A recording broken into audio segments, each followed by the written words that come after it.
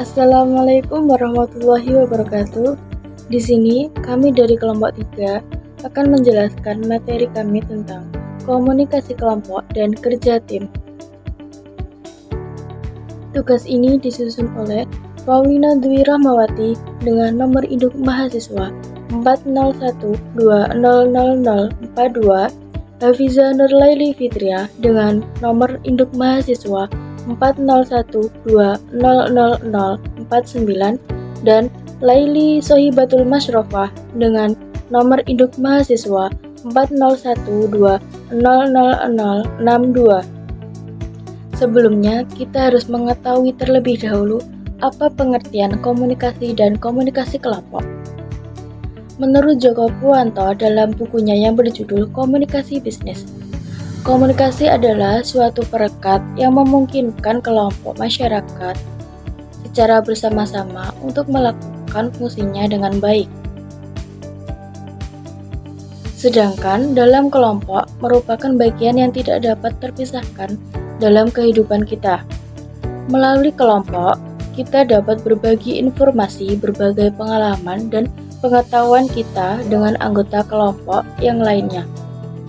Kelompok merupakan salah satu media untuk dapat mengungkapkan persoalan pribadi atau kelompok. Selanjutnya, elemen komunikasi kelompok. Di dalam komunikasi kelompok terdapat beberapa elemen. Elemen-elemen penting ini yaitu yang pertama, interaksi tatap muka.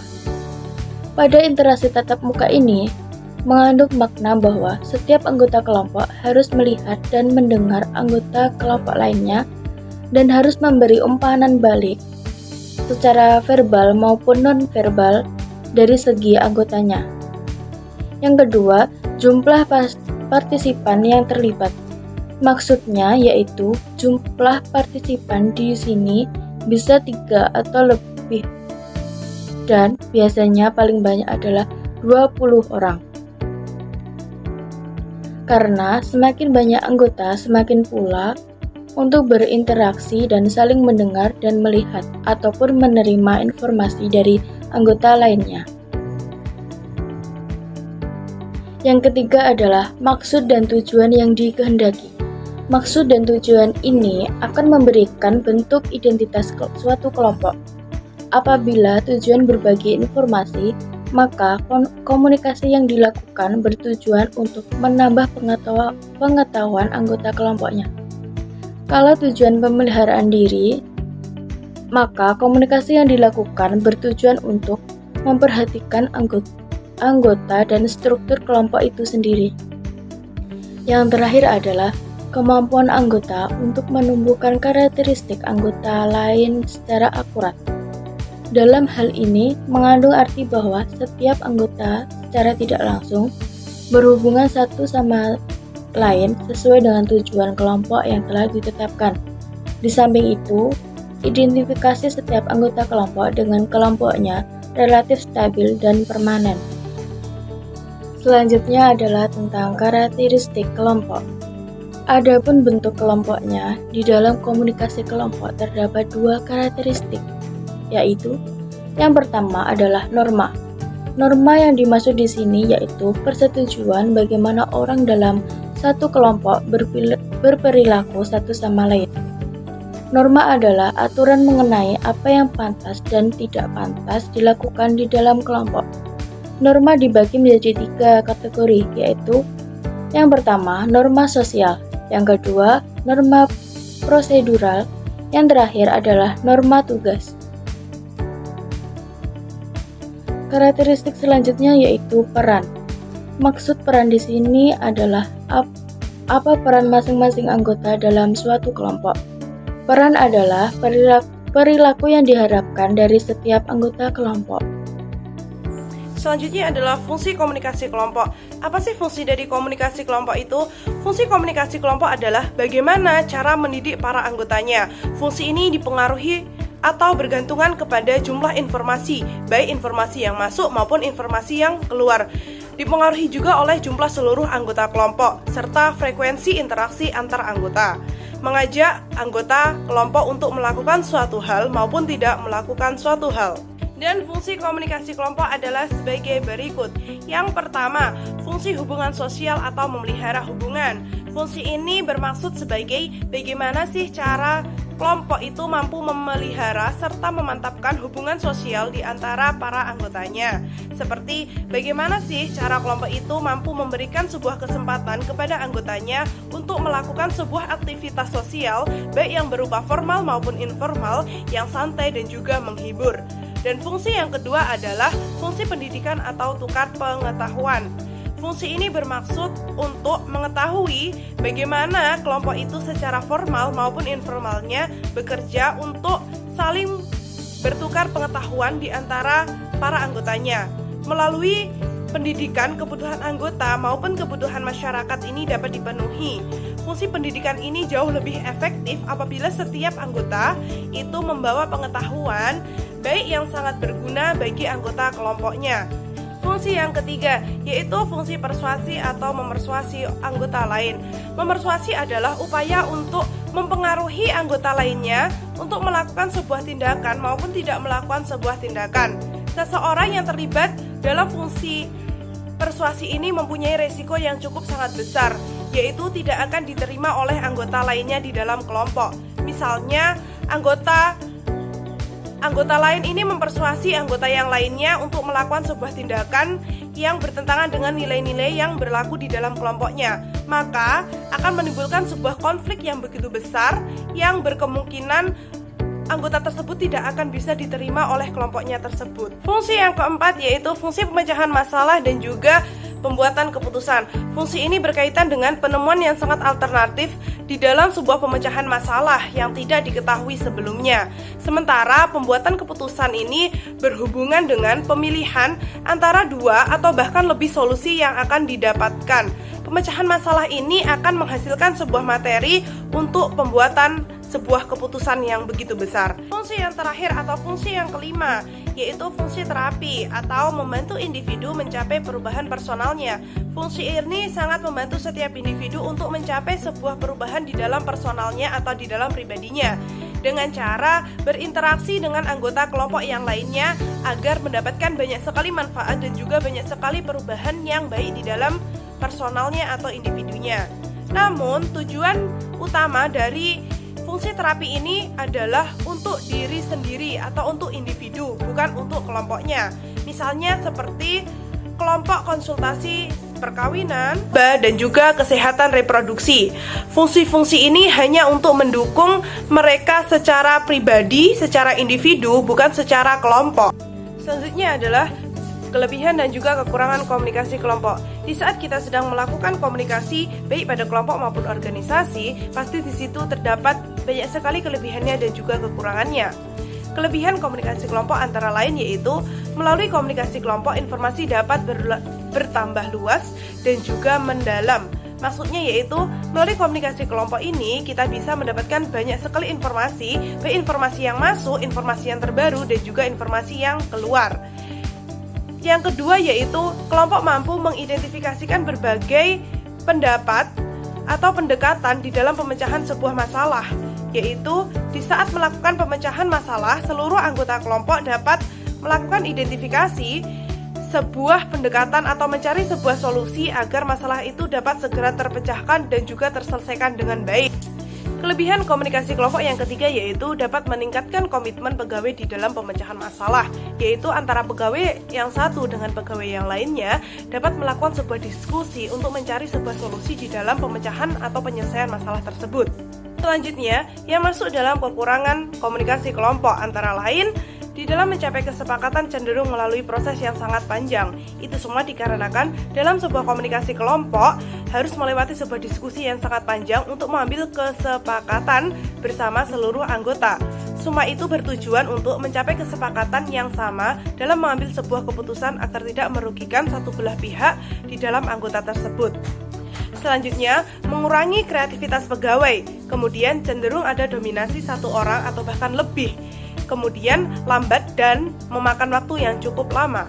Selanjutnya adalah metode pengambilan keputusan dalam kelompok. Ada beberapa cara dalam pengambilan keputusan di dalam kelompok. Yang pertama yaitu kewenangan tanpa diskusi. Keputusan ini biasanya dilaksanakan oleh seorang pimpinan kelompok karena orang tersebut memiliki kewenangan dan anggota kelompok harus tunduk dan patuh kepada keputusan yang diambil tersebut. Yang kedua adalah pendapat ahli. Sebuah pengambilan keputusan ini dilakukan dengan cara mendengarkan pendapat para ahli untuk mengambil sebuah bahan pertimbangan. Yang ketiga yaitu kewenangan setelah diskusi. Pada pengambilan keputusan ini dilakukan oleh pimpinan kelompok, tetapi didahului dengan mendengarkan dan juga mendiskusikannya terlebih dahulu kepada seluruh anggota kelompoknya. Yang keempat adalah kesepakatan. Pengambilan keputusan ini dilakukan melalui kesepakatan oleh seluruh anggota kelompoknya. Jika tidak ada sebuah kesepakatan dari seluruh anggota kelompoknya, maka hal ini tidak bisa terjadi atau tidak bisa dilaksanakan. Kemudian adalah bentuk-bentuk kelompok. Telah banyak sekali klasifikasi kelompok yang telah dilahirkan oleh ilmuwan sosiologi. Namun pada kesempatan kali ini kita hanya akan membahas 3 klasifikasi kelompok. Yang pertama adalah kelompok primer dan juga kelompok sekunder. Kelompok primer adalah seluruh anggotanya yang berhubungan begitu akrab, personal dan menyentuh hati dalam asosiasi dan juga dalam bekerja. Dan yang selanjutnya adalah kelompok sekunder. Kelompok sekunder ini adalah seluruh anggotanya yang tidak berhubungan begitu akrab, tidak begitu personal dan juga tidak menyentuh hati kita. Di dalam kelompok primer dan juga sekunder memiliki karakteristik komunikasi yang sangat berbeda. Di antaranya yaitu kualitas komunikasi pada kelompok primer bersifat lebih mendalam dan juga lebih meluas, sedangkan pada komunikasi sekunder itu bersifat sebaliknya. Kemudian komunikasi kelompok primer cenderung bersifat non-formal, sedangkan komunikasi pada kelompok sekunder itu lebih bersifat formal. Kemudian komunikasi kelompok primer cenderung ekspresif, sedangkan komunikasi pada kelompok sekunder itu cenderung instrumental. Yang kedua yaitu kelompok keanggotaan dan kelompok rujukan. Kelompok keanggotaan merupakan sebuah kelompok yang secara administratif dan secara fisik menjadi anggota sebuah kelompok tersebut. Sedangkan kelompok rujukan merupakan kelompok yang digunakan sebagai tolak ukur atau standar di dalam mengambil nilai diri sendiri atau dalam membentuk sikap. Di dalam kelompok rujukan ini mempunyai 3 fungsi. Fungsi yang pertama yaitu fungsi komparatif. Fungsi yang digunakan sebagai alat ukur di dalam menilai diri sendiri. Kemudian fungsi yang kedua yaitu fungsi normatif, yaitu fungsi yang digunakan sebagai alat ukur untuk menilai diri yang berkaitan dengan norma-norma dan juga sejumlah sikap yang lainnya. Kemudian fungsi yang ketiga yaitu fungsi perspektif, yaitu fungsi yang digunakan sebagai alat untuk memberikan pemahaman, pandangan, dan juga penafsiran terhadap berbagai objek atau peristiwa dan juga orang lain. Yang ketiga yaitu kelompok deskriptif dan juga kelompok perspektif. Kelompok deskriptif adalah suatu jenis kelompok yang menunjukkan klasifikasi kelompok dengan melihat proses pembentukannya baik secara alamiah yang dibagi menjadi berdasarkan tujuannya, ukuran, serta pola komunikasinya.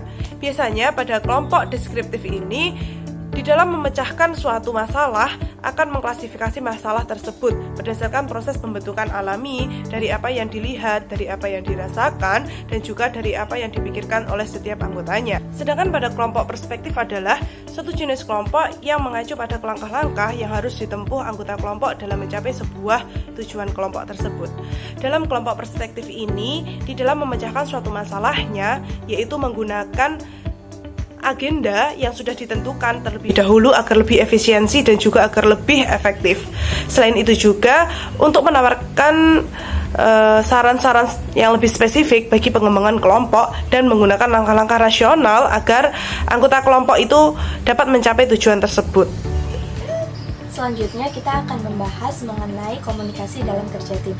Kerja tim merupakan sebuah kegiatan yang dilakukan oleh sekelompok orang dalam suatu organisasi. Nah, di dalam kerja tim ini pasti terdapat sebuah komunikasi, baik antar karyawan dengan pemimpinnya maupun antar karyawan dengan karyawan. Nah, di dalam berkomunikasi ini yang paling penting adalah berbicara dan mendengarkan. Akan tetapi, kebanyakan orang cukup baik dalam berbicara, tetapi mereka kurang dalam menjadi pendengar yang baik. Nah, di materi kali ini kita akan lebih fokus pada bagaimana cara menjadi pendengar yang baik.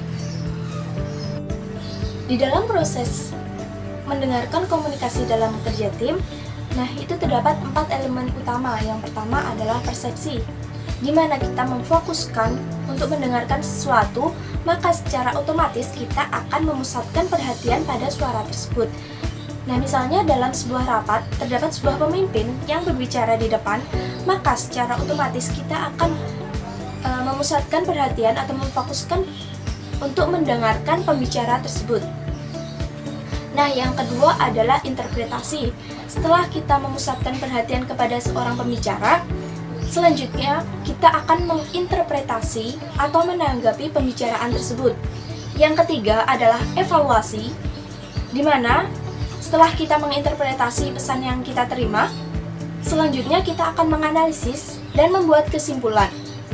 Dan pendengar yang baik akan berusaha membuat kesimpulan secara objektif. Selanjutnya yang keempat adalah tindakan, di mana setelah kita membuat kesimpulan, selanjutnya kita akan merespon dan memberikan tanggapan ataupun feedback kepada pembicara. Selanjutnya di dalam mendengarkan itu biasanya terdapat kendala atau noise yang sering terjadi dalam proses komunikasi. Yang pertama adalah kendala fisik, di mana tidak bisa mendengar, misalnya seperti cacat pendengaran ataupun ada gangguan di sekeliling kita. Yang kedua adalah kendala psikologis, di mana tidak selarasnya pembicaraan dengan ide kita. Biasanya hal ini terjadi karena perbedaan budaya maupun perbedaan etika. Yang ketiga adalah problem bahasa atau perbedaan bahasa juga menyebabkan terkendalanya seseorang dalam menangkap apa yang didengarnya. Yang keempat, gangguan nonverbal, yakni gangguan berupa pakaian, lagak dalam berbicara, penampilan, ataupun gerakan tubuh. Nah, selanjutnya bagaimana sih cara kita agar menjadi pendengar yang baik?